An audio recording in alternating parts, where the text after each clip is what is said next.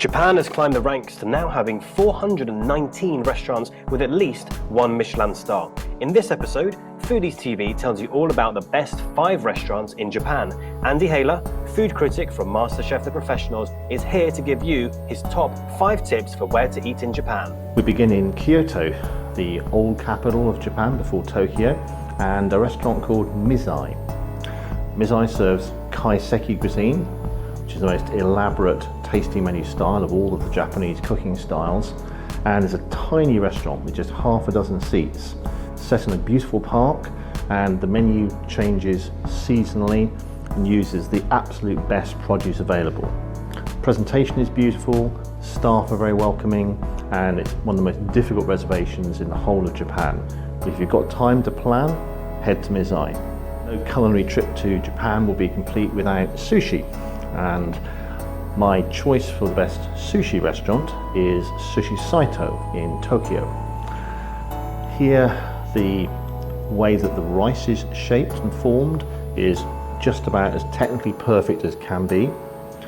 The product quality in terms of the fish is remarkable, whether it's tuna or a huge variety of fish used and sourced from the Tsukiji market.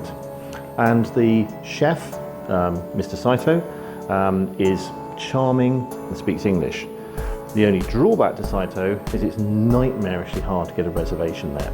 But if you can, you'll have a great time. There are many styles of Japanese cooking, but one that I think is really taken to a remarkable level is tempura. Deep fried food doesn't sound that great, but then you've probably never been to Nanachon Kiyoshi in the Ginza district of Tokyo.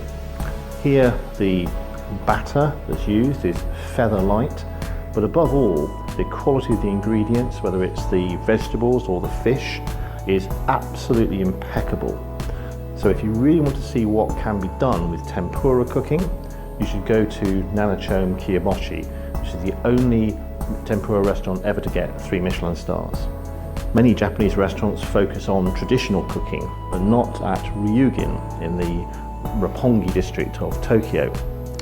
Here they take kaiseki food, but they move it into the modern era.